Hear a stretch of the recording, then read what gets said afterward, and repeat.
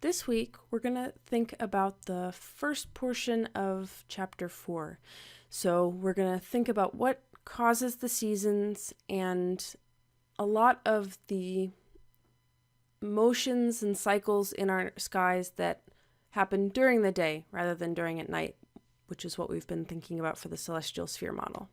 So we'll be building on that same kind of idea, same kind of model this week, and then we'll get into the rest of the chapter thinking about the moon and moon phases later on.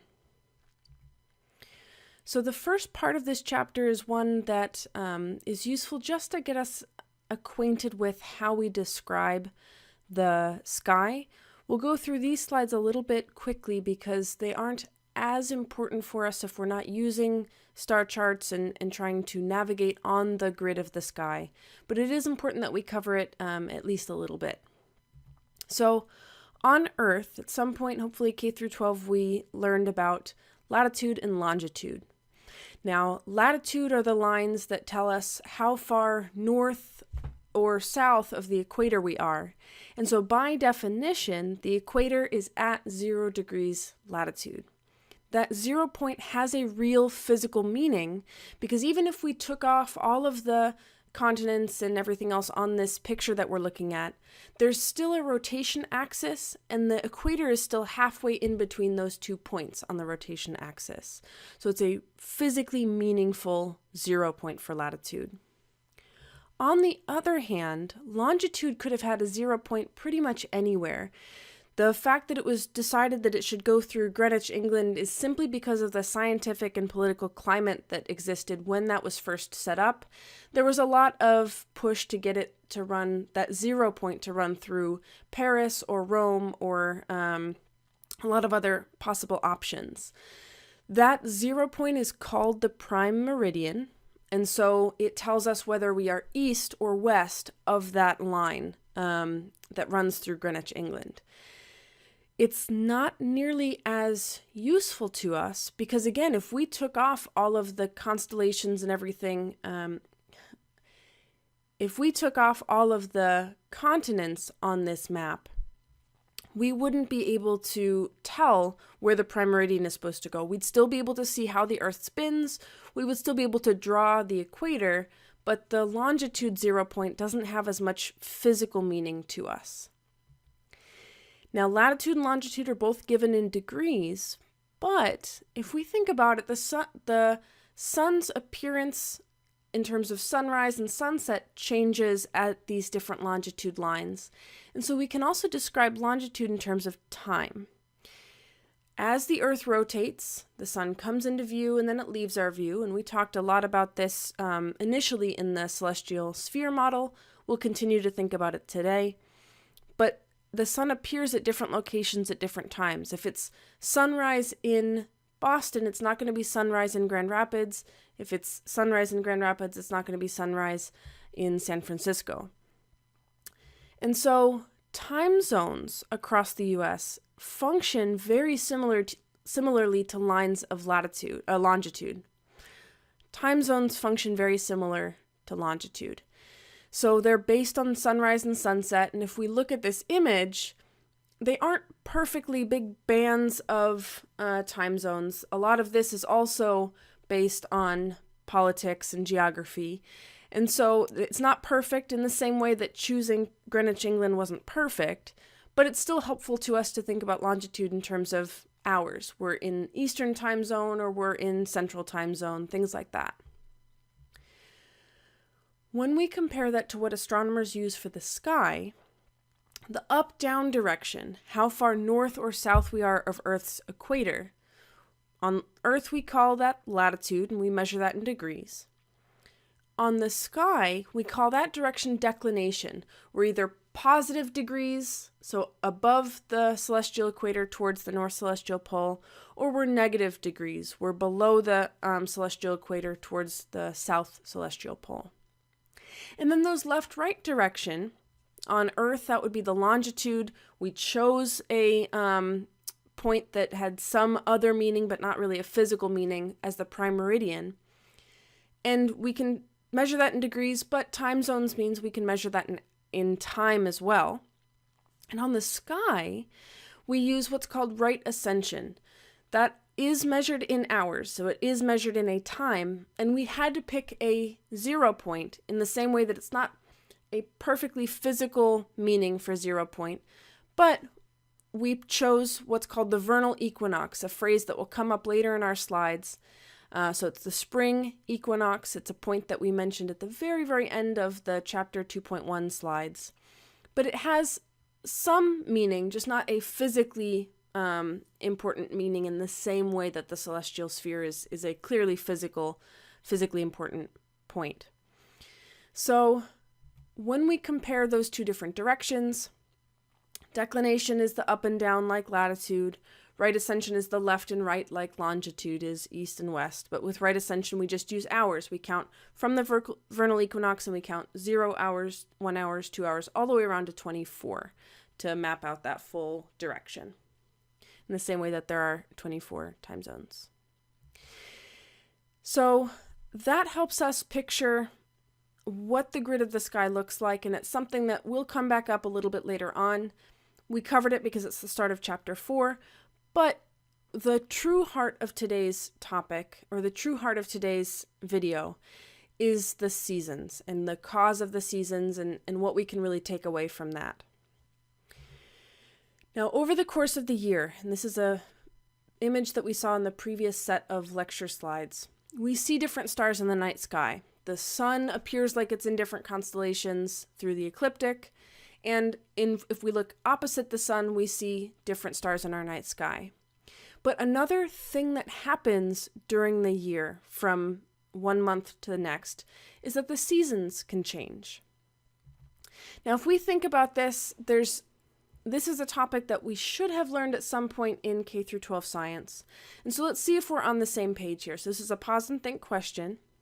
Based on your understanding before this class, what causes the different seasons on Earth? So a pause, think about it. And when we look at these options, so variations in the distance between the Earth and the Sun, changes in how much energy the Sun emits, tilt of the Earth's rotation axis, all of these are the right answer and then really common misconceptions.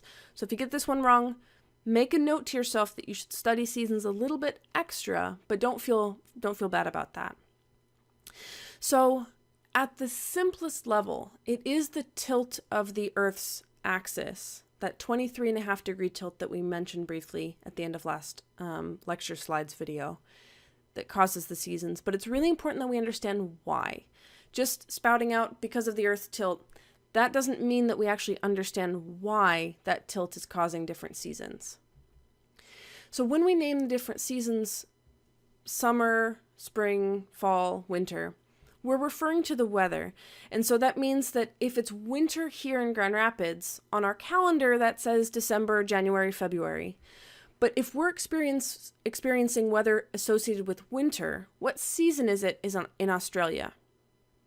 So we think about that, and probably most of us understand that in December, January, February on our calendar, Australia is experiencing its summer, the hottest part of its year. What that means is if we really do think that it's the distance between the Earth and the Sun causing seasons, then everybody on Earth should be experiencing summer when we're really close to the Sun and winter when we're really far from the Sun. It turns out that the time of the year when we are closest to the Sun is actually in January. And so that has no effect on our seasons. And one of the big reasons it has no effect is because the change in how close or far we are from the Sun is actually very, very small. We have a nearly circular orbit. So back in chapter 3, we talked about how one of Kepler's laws is that everything moves in ellipses, but they look very, very close to circles, and they are very, very close to circles. So we need to make sure we confront the fact that it's not the distance from the Earth to the Sun. And one of the big things that people hold on to is the tilt is also not affecting specifically our distance to the Sun. It's not that when we're tilted towards the Sun, that means the northern hemisphere is physically closer, because that difference is minimal. It's negligible. When we look at this picture, the fact that we're tilted towards the sun and away from the sun doesn't make us that much farther or closer to the sun. So we need to figure out exactly why that tilt matters. So we've got these 4 different points on this particular picture, and they're names and terms that are going to come back over the rest of this video. So I'll mention them now. The vernal equinox, also known as the spring equinox, that's the 0 point for our right ascension that we talked about in the first section in this video. That happens on March 21st, give or take, every year. And it's the time when the tilt is not directly towards the sun and it's not directly away from the sun.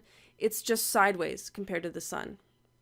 And so everybody on that day gets 12 hours of daylight and 12 hours of nighttime. Equinox comes from the Latin for equal night. As we go through the year, about 3 months later, the summer solstice for us in the northern hemisphere is when we're tilted towards the sun. So we're getting very direct sunlight, we're getting a lot of sunlight, and so we get that hotter weather. The summer solstice happens at or around June 21st every year. 3 months later, we're back to being tilted sideways and not towards or away from the sun. We have another equinox, but this time it's fall. So it's the fall equinox or the autumnal equinox. Both terms are fine, and that happens around September 21st every year.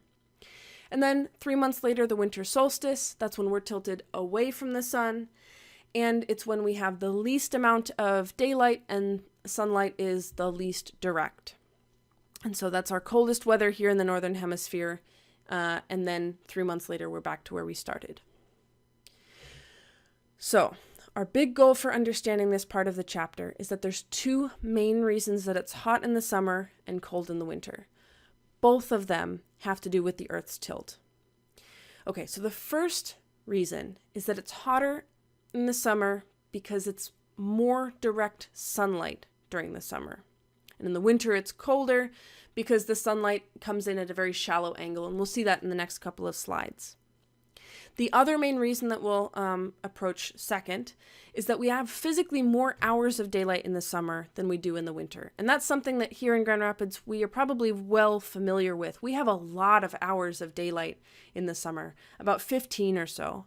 And in the winter we have very few hours of daylight, about 9 hours or so in the winter. And that drastic change comes from the fact that we're far enough north above the equator that we see these drastic differences when we're tilted towards the sun or away from the sun. So, this picture may be helpful to some, may not be helpful to others. But what we are looking at is on the left here, we're looking at the summer solstice for the northern hemisphere. That the Earth is tilted towards the sun, and that sunlight is coming down at a very sharp angle, like almost straight down. Not perfectly straight down, but almost straight down. And then on the right here, we're looking at the winter solstice, so the Earth is tilted away from the sun. And so for that same northern latitude, northern hemisphere, we're seeing sunlight that is coming in at a very shallow angle and not a steep angle. What I mean by that is in this picture here. So on the left, again, is the summer solstice, or summer kinds of angles, where sunlight, let's just take a chunk of sunlight that's a square meter of sunlight. All of that sun gets deposited on a very small area on the ground, which means it heats the ground very well. In the winter, that same square meter of sunlight is deposited over a much wider area of the ground, and so it doesn't heat the ground up as well. This is also why, when the sun is high in the sky, around noon, we get very steep angles, we get small shadows, and we get a lot of heating. But early in the morning or late at night, when it has just risen and is shallow, or when it's about to set and it's shallow, we don't get as much heating. So that's something that we can think about on a day-to-day basis, but it's also true that the best the sun can do at noon on any given day changes drastically throughout the year. And we have also hopefully experienced this at some point when we realize that the ground isn't perfectly flat. That direct versus indirect sunlight also helps us see sort of real-world applications of the fact that direct sunlight heats the ground better and indirect sunlight doesn't. So if we think about a snowy area that has some like rolling hills and valleys, the sunlight that can come straight down and pretty much hit at almost directly on that sloped wet grass side of our picture, that's direct sunlight. It heats the ground really well. And the other side of that figure, where the sunlight is really, really shallow, so really, really shallow, or it might even be in shade, that snow can stay frozen because it's not being heated up nearly as efficiently. So we can think about real-world applications. So these are pictures taken from downtown campus of GRCC. And there's a parking garage here and a crosswalk over to another building. And in the shade under that crosswalk, we can see a strip of snow here, where if we go down to the actual sidewalk nearby, you can see that the reason it looks kind of wavy in that top picture is because it's on a hill. But that strip of grass didn't have direct sunlight. It didn't have any kind of sunlight on it. And so it was able to stay frozen because even that small difference in having sunlight or not on the same temperature day would affect whether the snow melted or not. There's practical aspects of this. So in the northern hemisphere, if we think to our celestial sphere model, hopefully we've really started to build in to our mental framework the understanding that the sun goes into the southern sky. That means that sunlight comes down at an angle, even on the best of days. And so if we're going to build a ski slope, we don't want that sun to be coming down directly on our snow and melt it all. We want our ski slope to be on that northern side of the mountain so that the sunlight is never that direct, even in the middle of the day. So in the northern hemisphere, when it's geographically possible, ski slopes are built on the north side of mountains. So there you go, a practical piece of direct versus indirect sunlight. The other important thing that changes over the course of the year is the number of hours of daylight. This picture is really important. It might even be worth copying into your notebook so that you're paying attention to all of the details in it. On the left of these three pictures, we're looking at the sun on June 21st. On June 21st, the sun rises very, very north of east. It goes high in the southern sky. In this picture, it looks like it almost goes through the zenith. It does not go through the zenith in Grand Rapids ever. And then it comes down and sets very, very north of west.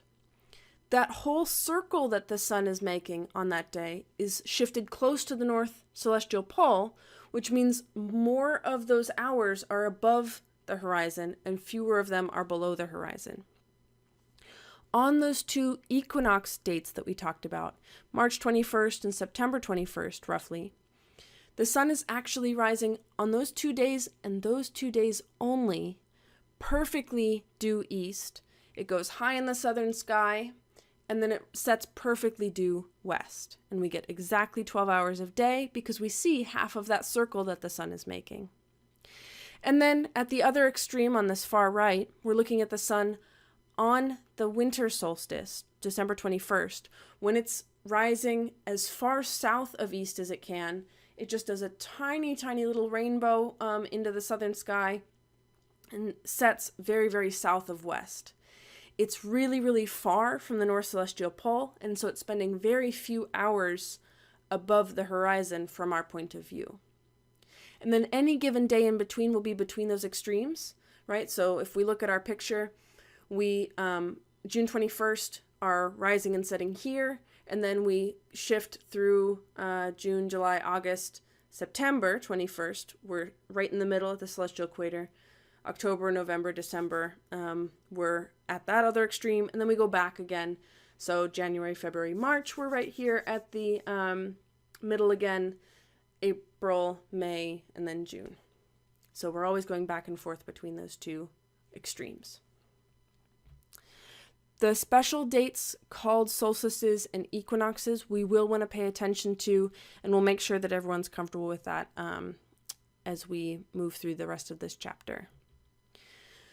Okay, a pause and think question for us. When does a vertical flagpole not cast a shadow at our current location? So I'll rephrase that one before we pause. When is there no shadow for a flagpole in Grand Rapids? So we'll pause and think about this. Okay, so we always want to think through critically. The winter solstice should be the one that we threw out right away. So the winter solstice is when the sun is lowest in the sky, even at noon. And so it's the least likely option for us here in Grand Rapids. When we compare 1 and 2 every day at noon on our clocks versus every day when the sun's highest in the sky, we would want it to be highest in the sky. And so we can throw out 1 just by comparing those two as well. But even throughout the course of the year, the sun is at different points at noon, which means 2 has to get thrown out right away as well. And so now we're down to the 2 options that we should have gotten to through critical thinking. Highest in the sky at summer solstice and none of the above. Here in Grand Rapids, we are too far north above the equator for the sun to ever be at zenith, directly overhead at noon or at any time of day. So the answer here is none of the above because of our specific location in Grand Rapids being too far north of the equator.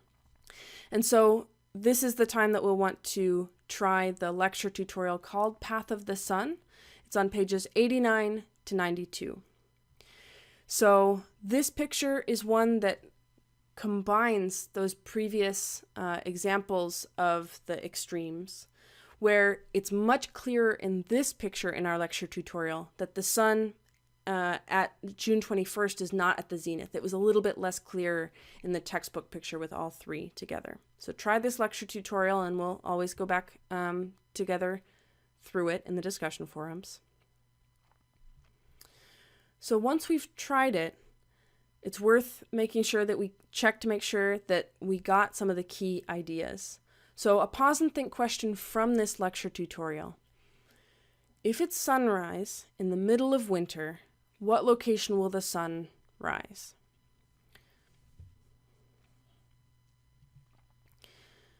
Okay, sunrise we know is east-ish, but we've already narrowed those options down here. So winter is the key part here. If it's winter time, we know from experience, from the many years that we've been here on Earth, that there's very few hours of sunlight in the winter, and it's cold in the winter. That means that the sun can't be getting very high in the sky, and it can't be in the sky for very many hours, and so it has to be rising south of east, spend a tiny amount of time in the sky, and then set south of west. So drawing a picture, if you need to answer this kind of question, is great, whether it comes up on a quiz or a test or just in an assignment. To work through critically what this is, rather than hoping that this fact is just memorized in your brain somewhere. Okay, so the next question, if it's summertime right now, how would the altitude, the height above the horizon of the sun at noon, the noontime sun, change as winter approaches? So pause and think.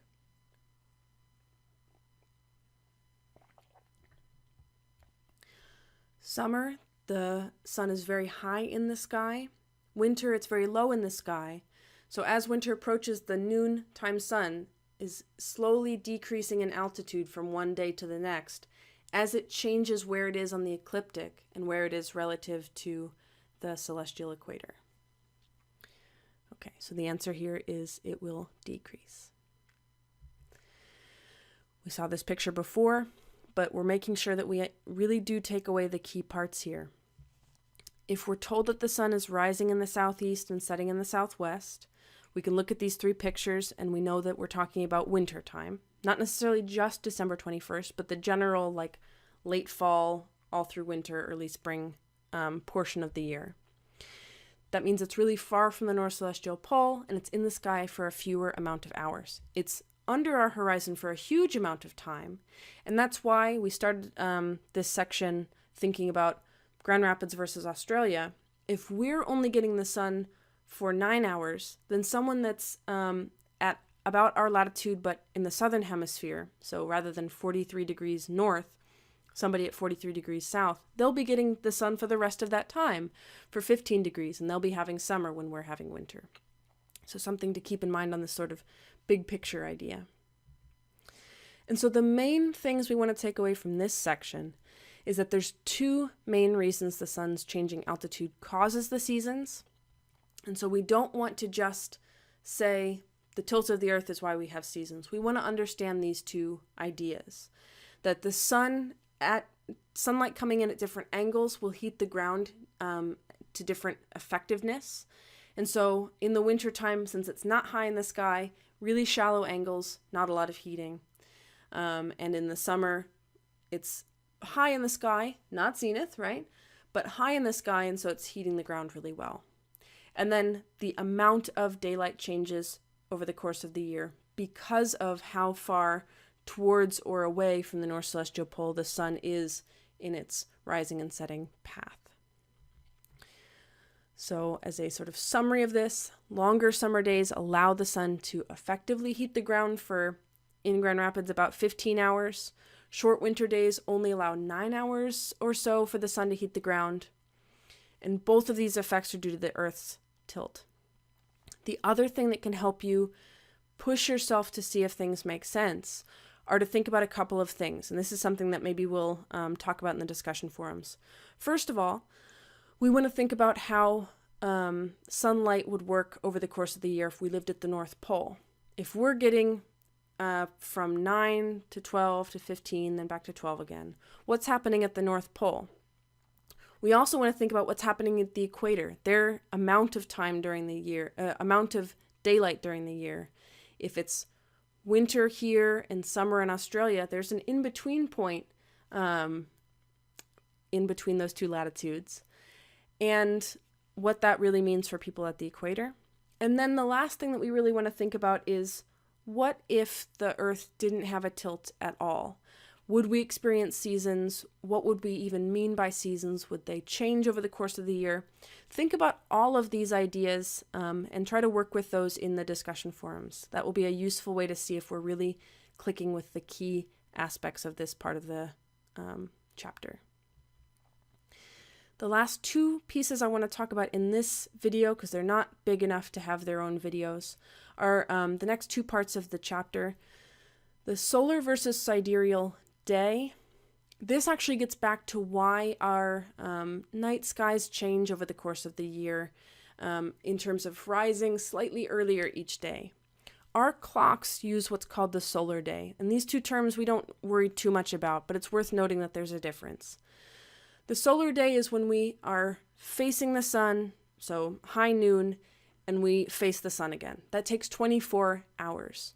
If we're only caring about facing a specific star in the celestial sphere model, so like the constellation Taurus, if we're facing Taurus and we want to find out how much time it takes to face Taurus again, that only takes 23 hours and 56 minutes, which means once our clocks read 10 p.m. again, there's been an extra 4 minutes of rotation, and so the stars are slightly higher than they were before.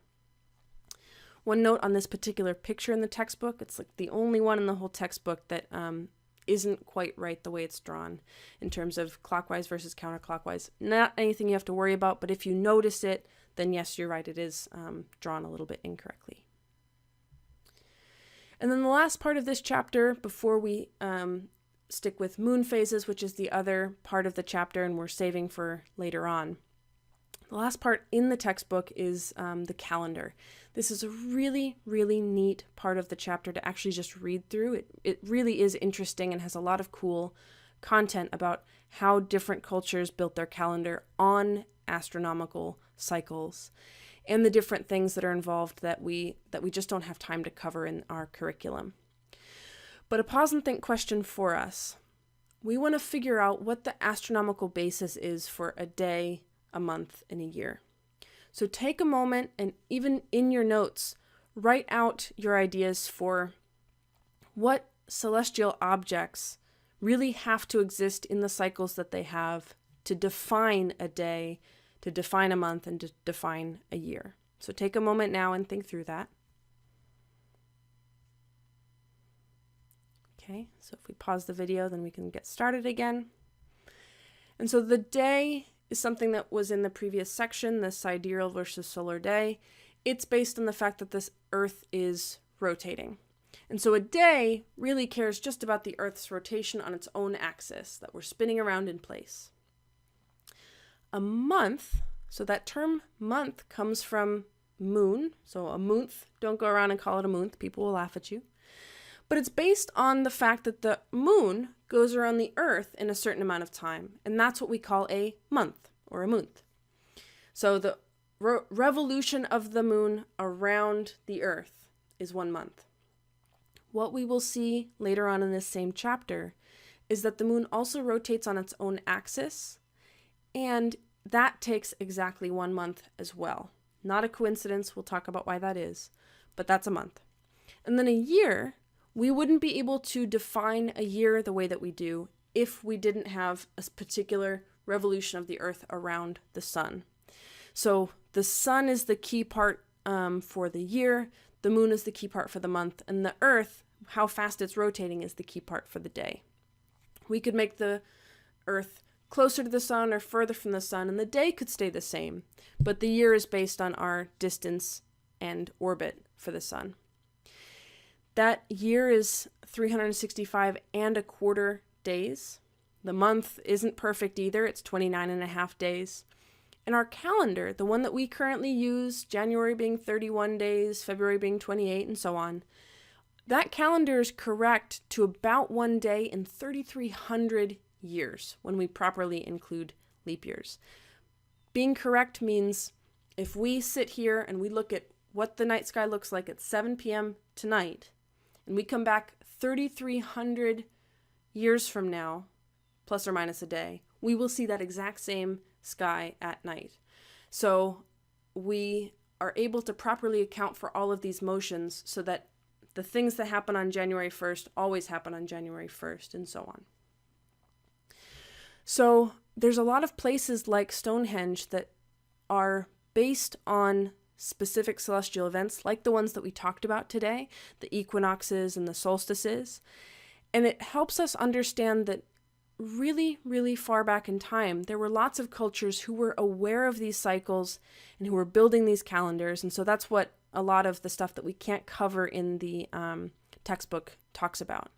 So Stonehenge dates back to 3000 before Common Era, and it was probably completed by 1800 before Common Era. And all of those stones, when it was fully built and put together, line up with different astronomical events, different parts of our calendar year. The heel stone, the one that's far outside the circle, it aligns with sunrise exactly only on summer solstice, so only on June 21st.